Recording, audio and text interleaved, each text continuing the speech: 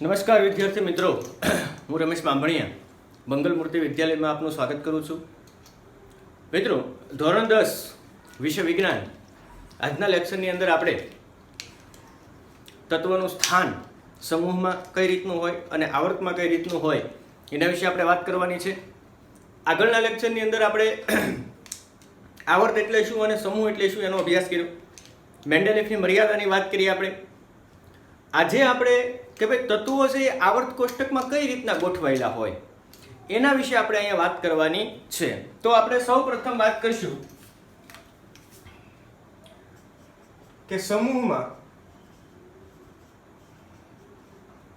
તત્વોનું સ્થાન. કે ભાઈ સમૂહમાં તત્વો છે કઈ રીતના ગોઠવાયેલા હોય. તો પહેલા તો આપણે ફરી એકવાર જોઈએ કે ભાઈ એક જ સમૂહ હોય એમાં રહેલા બધા જ તત્વોના ગુણધર્મ છે કેવા હોય? સમાન હોય. પહેલા તો આપણે જોશું સમૂહ કોને કહેવાય. તો કે આવર્ત કોષ્ટકમાં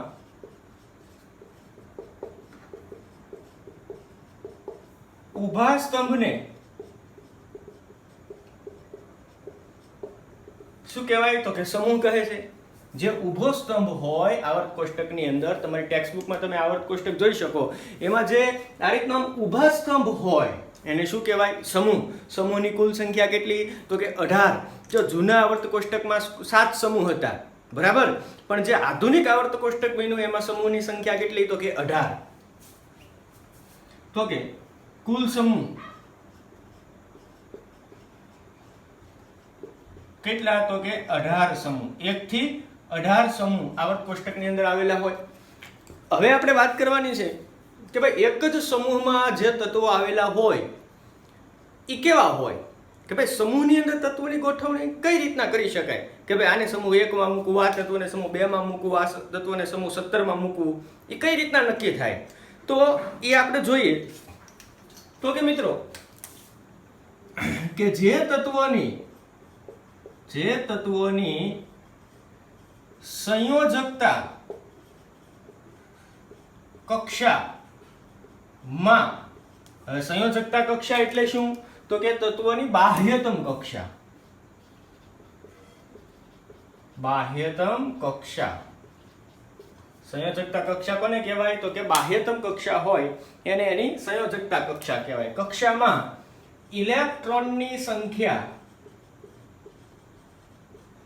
સમાન હોય તેવા તત્વોને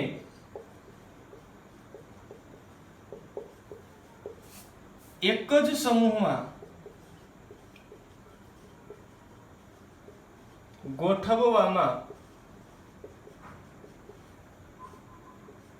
આવે છે. એટલે જે તત્વોની તમે ઇલેક્ટ્રોન રચના લખો. કઈ ઇલેક્ટ્રોન રચના? તો કે તમે ધોરણ 9 માં જે શીખ્યા 2 8 2 8 8 6 2 8 8 5 એ ઇલેક્ટ્રોન રચનાની વાત કરી. કે જે તત્વની ઇલેક્ટ્રોન રચના લખતા એની સંયોજકતા કક્ષામાં જો ઇલેક્ટ્રોનની સંખ્યા સમાન હોય એવા બધા જ તત્વોને એક જ ઊભા સ્તંભમાં ગોઠવવામાં આવે. એટલે કે એક જ સમૂહમાં ગોઠવવામાં આવે. એટલે કે ટૂંકમાં આપણે એવું કહી શકીએ કે એક જ સમૂહમાં રહેલ તત્વોની સંયોજકતા કક્ષામાં ઇલેક્ટ્રોનની સંખ્યા સમાન હોય છે. હવે આપણે કહી શકીએ કે ભાઈ એક જ સમૂહમાં તમે જે તત્વોને ગોઠવો એ બધા જ તત્વોની સંયોજકતા કક્ષામાં ઇલેક્ટ્રોનની સંખ્યા કેવી હોય? સમાન. આપણે એક સરસ મજાના ઉદાહરણ દ્વારા ભણીએ.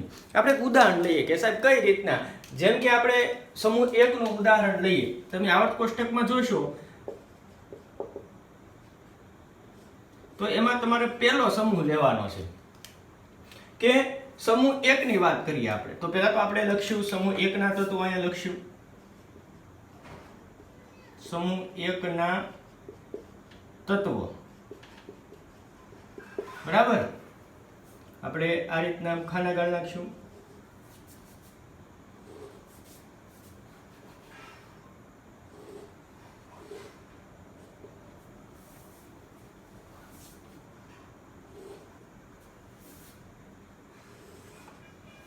પછી અહીંયા લેશું એની ઇલેક્ટ્રોન રચના, અહીંયા લેશું સંયોજકતા કક્ષામાં ઇલેક્ટ્રોનની સંખ્યા,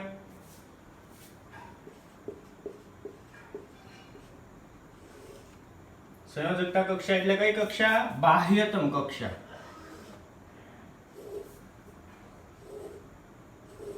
જો મિત્રો આપણે સમૂહ 1 ની વાત કરવાની છે. કોની વાત કરવાની છે? પહેલું ઉદાહરણ આપણે લઈએ કે ભાઈ સમૂહ 1 ના તત્વો વિશેની આપણે વાત કરવાની છે, બરાબર? તો હવે સમૂહ 1 માં કયા કયા તત્વો રહેલા છે? તો કે તમે ટેક્સ્ટ બુકમાં આવર્ત કોષ્ટક જુઓ તો પહેલો જ સમૂહ છે આવર્ત કોષ્ટક એટલે કે ડાબી બાજુ. તમારી સામે આવર્ત કોષ્ટક રાખો આમ, બરાબર? એટલે કે ડાબી બાજુ જે પહેલો ઊભો સ્તંભ છે એને પહેલો સમૂહ કહેવાય. ઉપર જો કે ક્રમ લખેલો જ હશે, તમે જોઈ શકો. તો એમાં પહેલું તત્વ છે લિથિયમ. કયું તત્વ છે?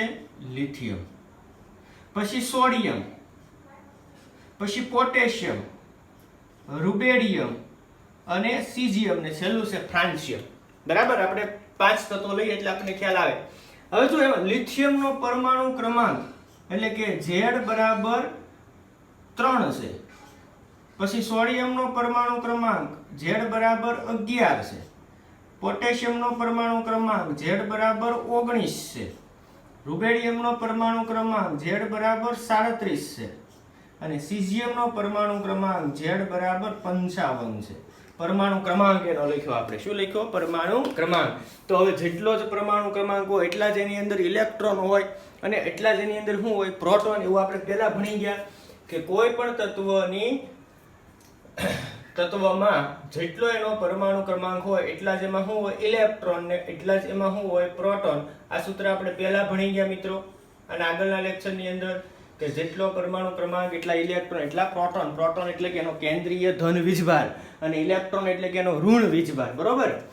તો હવે જો આની ઇલેક્ટ્રોન રચના આપણે લખીએ તો તમે લિથિયમની ઇલેક્ટ્રોન રચના લખો તો આવી થશે 2 1.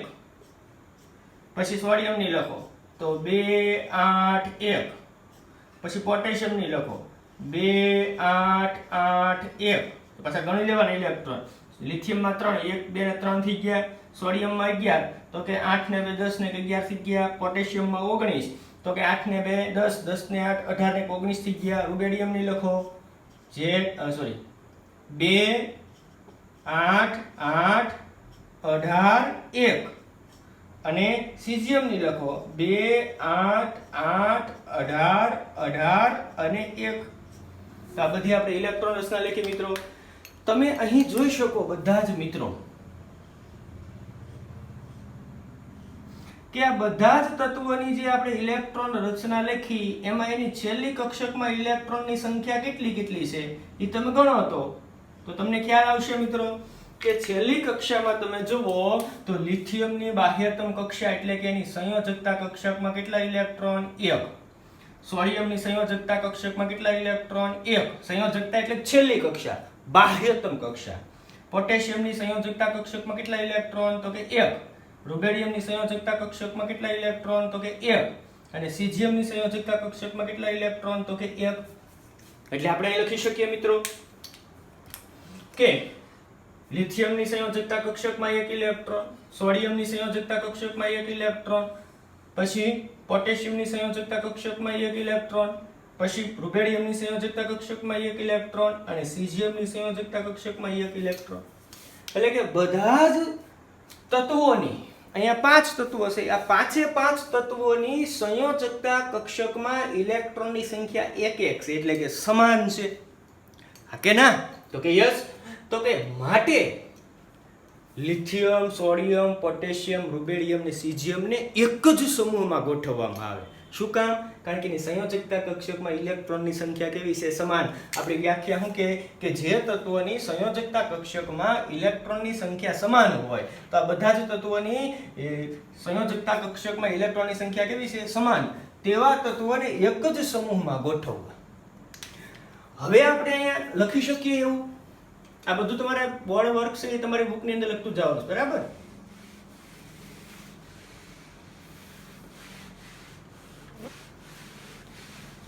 તો અહીં આપણે લખી શકીએ મિત્રો કે અહીં લિથિયમ, સોડિયમ, પોટેશિયમ, રૂબેડિયમ અને સીઝિયમ ની સંયોજકતા કક્ષામાં ઇલેક્ટ્રોનની સંખ્યા એક જ એટલે કે સમાન હોવાથી તેમને એક જ સમૂહમાં એટલે કે પ્રથમ સમૂહમાં પહેલા સમૂહમાં ગોઠવવામાં આવે છે કે ભાઈ આ બધા જ તત્વો આ 1 2 3 4 અને 5 પાંચે તત્વોની સંયોજકતા કક્ષકમાં સમાન ઇલેક્ટ્રોન હોવાથી એને પહેલા સમૂહ એટલે કે એક જ સમૂહમાં ગોઠવવામાં આવે છે. તો આપણે વાત કરી પહેલું ઉદાહરણ, આ બધું છે તમારી બુકની અંદર તમારે લખતું જવાનું છે. એવું જ ઉદાહરણ છે આપણે બીજું એક જોઈએ.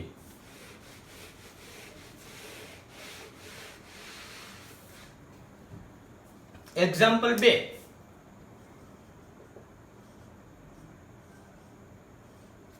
આપણે વાત કરવાની છે સમૂહ 17, જેને આપણે કયો સમૂહ કહીએ? હેલોજન સમૂહ કહીએ. કયો સમૂહ? હેલોજન. 17મા સમૂહની વાત કરીએ આપણે. તો અહીં આપણે લખશું સમૂહ 17 એટલે કે હેલોજન સમૂહ. એનું નામ શું? હેલોજન સમૂહ કહેવાય. એનું નામ તત્વો. પછી આપણે અહીંયા લઈશું એની ઇલેક્ટ્રોન રચના. પછી આપણે અહીં લઈશું સંયોજકતા કક્ષામાં ઇલેક્ટ્રોનની સંખ્યા. આ રીતના આપણે ખાના બનાવીશું કોષ્ટક, બરાબર? તો આપણને વધારે મજા આવે.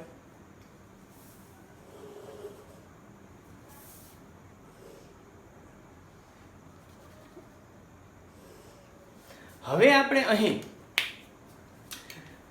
તત્વો લેવાના છે સમૂહ 17 ના. કયા કયા તત્વો લેવાના છે? તો પહેલું આપણે લઈએ ફ્લોરિન, ક્લોરિન, બ્રોમિન, પછી આયોડિન, એસ્ટેટિન. તમે બધા જ લઈ શકો. આપણે 3 લઈએ એટલે આપણને ખ્યાલ આવી જશે. 5 તત્વો તમારે લેવા હોય તમે લઈ શકો. હવે તમે જો ફ્લોરિન છે એનો પરમાણુ ક્રમાંક Z બરાબર 9 છે. ક્લોરિન છે એનો પરમાણુ ક્રમાંક Z બરાબર 17 છે, બરાબર? બ્રોમિન છે એનો પરમાણુ ક્રમાંક Z બરાબર 35 છે. એટલે કે ફ્લોરિનમાં 9 ઇલેક્ટ્રોન, ક્લોરિનમાં 17 ઇલેક્ટ્રોન અને બ્રોમિનમાં 35 ઇલેક્ટ્રોન આવેલા છે મિત્રો. હવે આપણે એની ઇલેક્ટ્રોન રચના લખીએ. જો ફ્લોરિનની લખો તમે તો 2 7 એટલે 2 ને 7 9 થઈ ગયા. ક્લોરિનની લખો તો કે 2 8 7, બરાબર? બ્રોમિનની લખો તો કે 2 8 8 18 અને 7, બરાબર? તમે ગણો તો કે 18 ને 8, પેલા 8 ને 2 10, 10 ને 18, 18 દુ 36, સોરી અહીંયા 18 આવશે. 2 8 18 અને 7. તો અહીં ગણો તમે 18 2 ને 8 10, 10 ને 18 28, 28 ને 7 29 30 31 32 33 34 35 થઈ ગયા. હવે તમે જો આ એની ઇલેક્ટ્રોન રચનામાં બધા જ તત્વોની બાહ્યતમ કક્ષા એટલે કે સંયોજકતા કક્ષકમાં ઇલેક્ટ્રોનની સંખ્યા કેટલી? તો કે ફ્લોરિનની સંયોજકતા કક્ષકમાં કેટલા ઇલેક્ટ્રોન? તો કે 7. ક્લોરિનની સંયોજકતા કક્ષકમાં કેટલા ઇલેક્ટ્રોન? તો કે 7. અને બ્રોમિનની સંયોજકતા કક્ષકમાં કેટલા ઇલેક્ટ્રોન? તો કે 7. એટલે કે ફ્લોરિનની સંયોજકતા કક્ષકમાં ઇલેક્ટ્રોનની સંખ્યા 7, ક્લોરિનની સંયોજકતા કક્ષકમાં ઇલેક્ટ્રોનની સંખ્યા 7 અને બ્રોમિનની સંયોજકતા કક્ષકમાં ઇલેક્ટ્રોનની સંખ્યા 7. તો હવે આપણે એવું કહી શકીએ કે અહીં ફ્લોરિન, ક્લોરિન અને બ્રોમિન આ ત્રણેય તત્વોની સંયોજકતા કક્ષકમાં 7 ઇલેક્ટ્રોન એટલે કે ઇલેક્ટ્રોનની સંખ્યા સમાન છે. માટે ફ્લોરિન, ક્લોરિન અને બ્રોમિન ત્રણેય તત્વોને એક જ સમૂહમાં ગોઠવવામાં આવે. એવું કહી શકીએ, કારણ કે આપણા નિયમ મુજબ વ્યાખ્યામાં શું કહે છે કે ભાઈ જેની સંયોજકતા કક્ષકમાં ઇલેક્ટ્રોનની સંખ્યા સમાન હોય એવા તત્વોને એક જ સમૂહમાં ગોઠવવામાં આવે છે. તો આપણે અહીં નીચે લખી શકીએ થિયરીમાં કે અહીં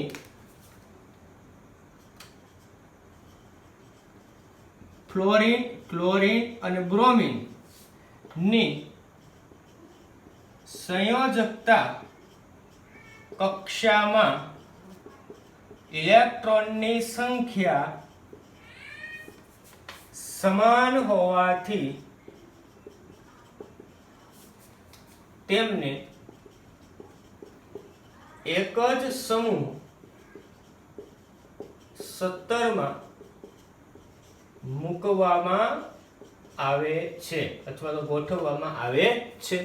તો મિત્રો આના પરથી આપણને શું ખબર પડી કે એક જ સમૂહમાં રહેલા તત્વો હોય એની સંયોજકતા કક્ષકમાં ઇલેક્ટ્રોનની સંખ્યા કેવી હોય? સમાન.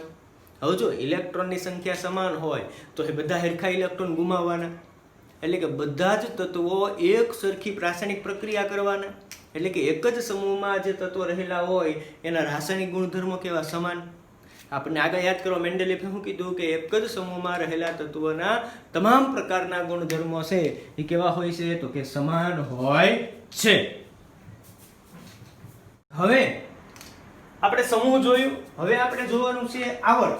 આપણને સમૂહમાં ખબર પડી કે એક જ સમૂહમાં રહેલા તત્વોના રાસાયણિક ગુણધર્મ સમાન હોય અને એક જ સમૂહમાં કેવા કેવા તત્વોને ગોઠવવા જોઈએ જેની સંયોજકતા કક્ષકમાં ઇલેક્ટ્રોનની સંખ્યા કેવી હોય? સમાન. ઓકે, હવે આપણે જોવાનું છે આવર્તમાં કે ભાઈ આવર્તની અંદર તત્વોને કેમ ગોઠવવાના છે, કેવા તત્વો એક જ આવર્તમાં મૂકવા. આવર્ત એટલે શું? તો કે આવર્ત કોષ્ટકમાં જે આડી હરોળ હોય, આ રીતના આડી હરોળ હોય એ આડી હરોળને આવર્ત કહેવાય. તો આવર્તની સંખ્યા કેટલી? તો કે કુલ આવર્ત 7. એવું આપણે એકવાર જોયું હતું.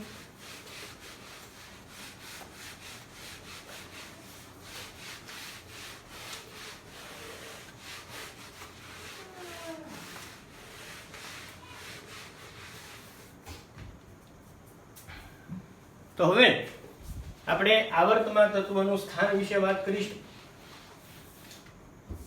કે ભાઈ આવર્તમાં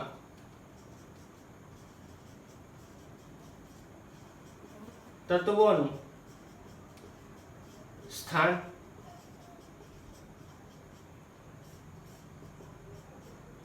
કેવા તત્વોને આવર્તમાં ગોઠવવામાં આવે, એક જ આવર્તમાં ગોઠવવામાં આવે. તો ફરી એકવાર કે ભાઈ કુલ આવર્ત કેટલા?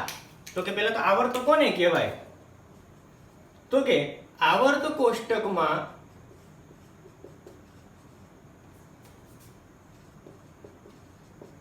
આડી હરોળને આવર્ત કહે છે કે ભાઈ આડી હરોળ હોય એને શું કહેવાય? આવર્ત. કુલ કેટલા આવર્ત? તો કે કુલ આવર્ત 7. કુલ કેટલા આવર્ત? તો કે 7 આવર્ત. બરાબર. હવે કે ભાઈ આવર્તમાં કેવા તત્વોને ગોઠવવા જોઈએ? તો આપણે જેમ સમૂહમાં જોયું હતું એમ આવર્તમાં જોઈએ કે જે તત્વો માં જે તત્વોની ઇલેક્ટ્રોન રચનામાં કક્ષકોની સંખ્યા, જલ્દી યાદ રાખજો મિત્રો, કોની વાત કરી? કક્ષકોની સંખ્યા. સમૂહમાં સંયોજકતા ઇલેક્ટ્રોનની સંખ્યા હતી, કક્ષકોની સંખ્યા સમાન હોય તેવા તત્વોને એક જ આવર્તમાં ગોઠવવામાં આવે છે.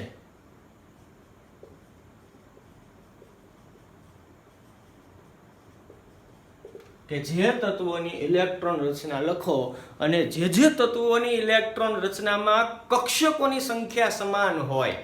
કક્ષકો કેટલા પ્રકારની? તો કે 4 પ્રકારની. તમે ધોરણ 9 માં ભણી ગયા, કે, એલ, એમ અને એન. બરાબર.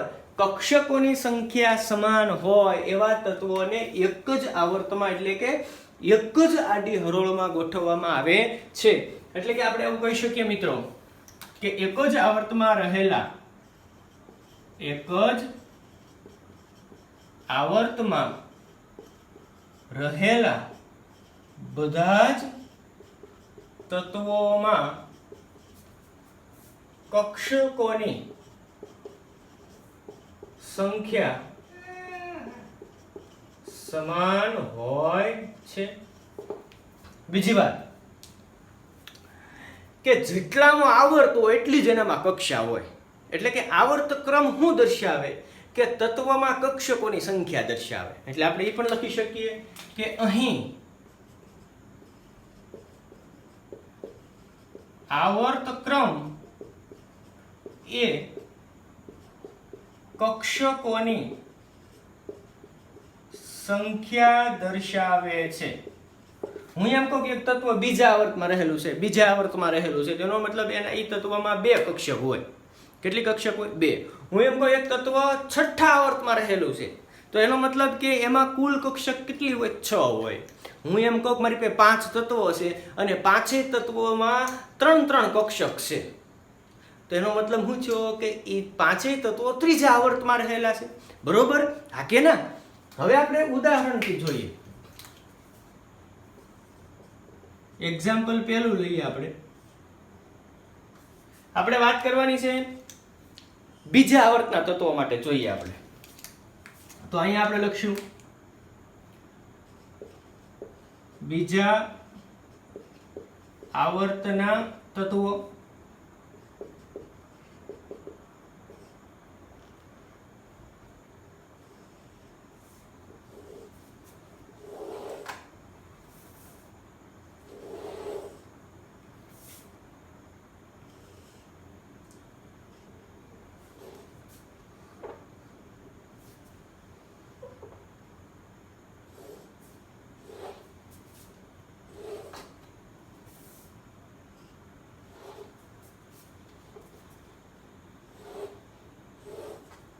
ઓકે, આ બાજુ આપણે લઈશું ઇલેક્ટ્રોન રચના અને અહીંયા આપણે લઈશું કક્ષકોની સંખ્યા. બરાબર? હાલો, તો બીજા આવર્તમાં રહેલા તત્વો કયા કયા? તો કે તમે જો આ તમારા આવર્ત કોષ્ટકની અંદર આમ આડી હરોળ છે, હાઇડ્રોજન થી નીચે, એટલે કે લિથિયમ વાળી આમ આડી હરોળમાં જોવાનું છે. ડાબી બાજુથી જમણી બાજુ જાઓ તો પરમાણુ ક્રમાંકનો છડતો ક્રમ આવેલો છે, એ તમારે જોવાનું છે. બીજા આવર્તમાં રહેલા તત્વો તો કે પહેલું લિથિયમ. બરાબર?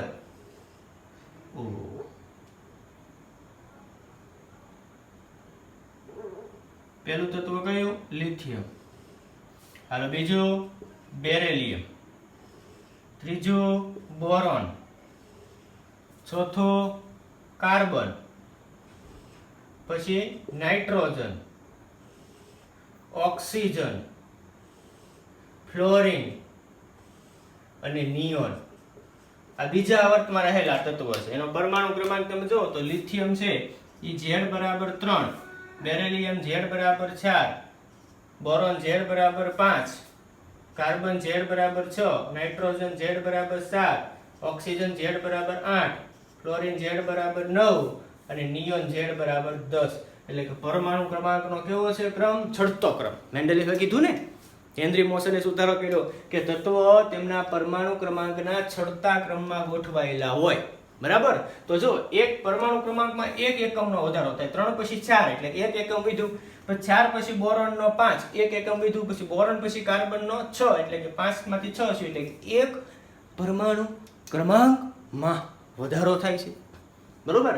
હવે આપણે આની ઇલેક્ટ્રોન રચના જોઈએ મિત્રો. તો લિથિયમની શું થશે? તો કે 2 1, બેરિલિયમની તો કે 2 2 એટલે કે 2 2 4 થઈ ગયા, બોરોનની તો કે 2 3 એટલે 2 ને 3 5, કાર્બનની 2 4 એટલે 4 ને 2 6, નાઇટ્રોજનની 2 5, ઓક્સિજનની 2 6, ફ્લોરિનની 2 7 અને નિયોનની 2 8. રેડી? હા કે ના? એટલે કે આ એની ઇલેક્ટ્રોન રચના થઈ ગઈ.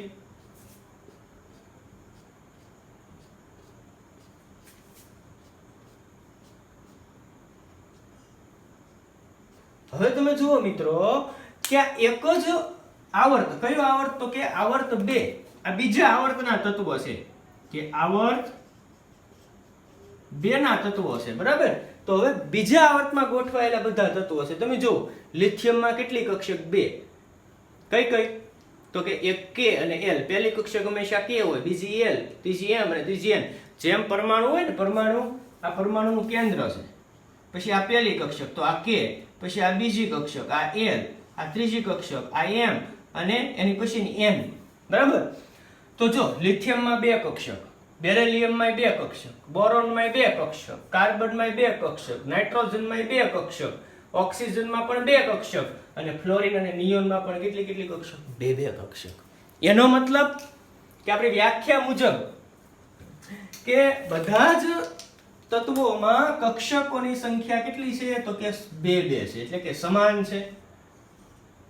તો કક્ષકોની સંખ્યા સમાન છે એનો મતલબ આ બધા જ તત્વો જે છે lithium, beryllium, boron, carbon, nitrogen, oxygen, fluorine અને નિયોન, આ બધા જ તત્વોમાં કક્ષકોની સંખ્યા સમાન છે. તો એને હેમાં ગોઠવવામાં આવે? તો કે એક જ આવર્તમાં ગોઠવવામાં આવે છે. તો જો બધામાં 2 કક્ષકો છે એનો મતલબ આ બીજા આવર્તના તત્વો છે. જો 3 કક્ષક હોય તો ત્રીજા આવર્તના તત્વો હોય. એટલે કે અહીં આવર્ત ક્રમ એ શું દર્શાવે? તો કે કક્ષકોની સંખ્યા. બીજા આવર્તમાં છે એનો મતલબ કે બધામાં 2 કક્ષકો છે, એટલે કે બધામાં કક્ષકોની સંખ્યા સમાન છે, એટલે એને એક જ સમૂહમાં એક જ આવર્તમાં ગોઠવવામાં આવે છે. તો અહીં આપણે થિયરીમાં લખી શકીએ કે અહીં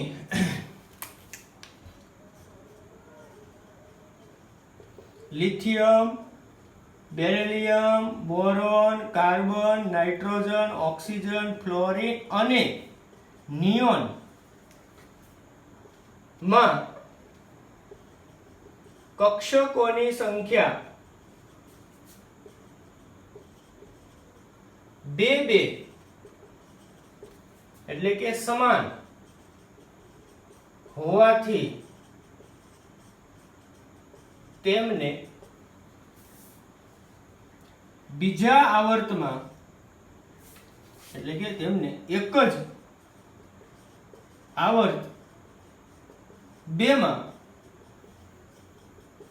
ગોઠવવામાં આવે છે, બરાબર. કે બધામાં કક્ષકોની સંખ્યા સમાન 2 હોવાથી એને એક જ આવર્તમાં, એટલે કે કેટલામાં આવર્તમાં? બીજા આવર્તમાં ગોઠવવામાં આવે છે. તો આના પરથી તમે કહી શકો સમૂહમાં શું જોવાનું? સંયોજકતા કક્ષકમાં ઇલેક્ટ્રોનની સંખ્યા સમાન હોવી જોઈએ. અને આવર્તમાં એટલે કે આડી હરોળમાં શું જોવાનું? તો કે કક્ષકોની સંખ્યા છે એ કેવી હોવી જોઈએ? તો કે સમાન હોવી જોઈએ, બરાબર. હજી એક આપણે ઉદાહરણ લઈએ. આ બધું બોર્ડમાં તમારે લખવાનું છે મિત્રો, બુકની અંદર.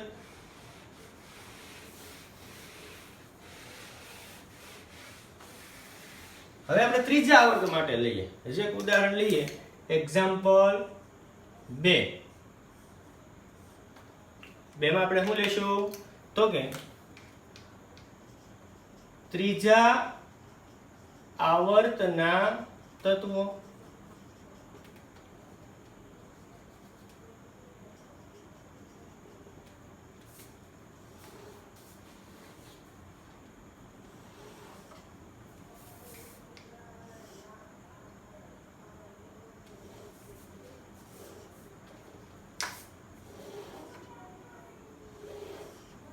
બરાબર. ત્રીજા આવર્તના તત્વો માટે આપણે ત્રીજા આવર્તમાં કયું તત્વ? તો હજુ તમારે આડી હરોળ લિથિયમની નીચેના તત્વોથી શરૂઆત કરવાની. તો કે લિથિયમની છે સોડિયમ, બરાબર. સોડિયમ પછી આવશે મેગ્નેશિયમ, પછી આવશે એલ્યુમિનિયમ, પછી આવશે સિલિકોન, પછી આવશે ફોસ્ફરસ, પછી આવશે સલ્ફર, પછી આવશે ક્લોરીન અને પછી આવશે આર્ગોન.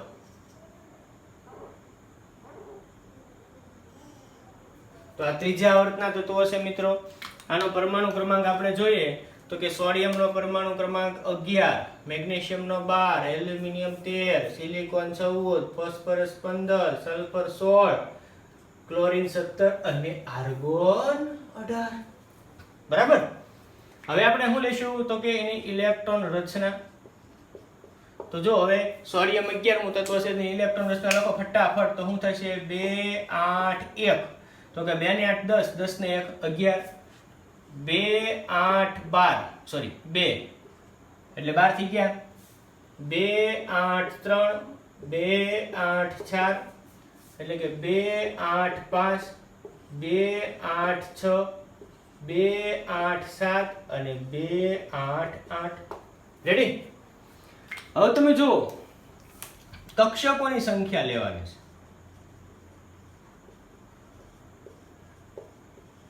સોડિયમમાં કેટલી કક્ષકો? 3 કક્ષકો.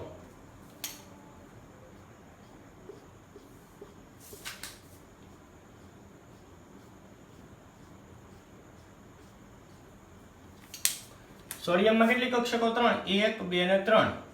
એનો મતલબ આમાં 3 કક્ષકો છે. મેગ્નેશિયમમાં 1 2 અને 3. બધામાં 3 કક્ષકો છે. તમે ગણી શકો મિત્રો. તો હવે તમે કહી શકો કે કક્ષકોની સંખ્યા બધામાં 3 છે. એનો મતલબ આ બધા જ તત્વો ત્રીજા આવર્તમાં આવેલા છે. કયા આવર્તમાં આવેલા છે? ત્રીજા આવર્તમાં. એટલે કે કક્ષકોની સંખ્યા સમાન હોય તો આવર્તન એક જ હોય, સમાન હોય. બધાનો આવર્ત કેવો હોય? સમાન. તો અહીંયા આપણે લખી શકીએ એના માટે પણ કે અહીં sodium, magnesium, aluminium, silicon, phosphorus, sulphur, chlorine અને આર્ગોન બધા જ તત્વોમાં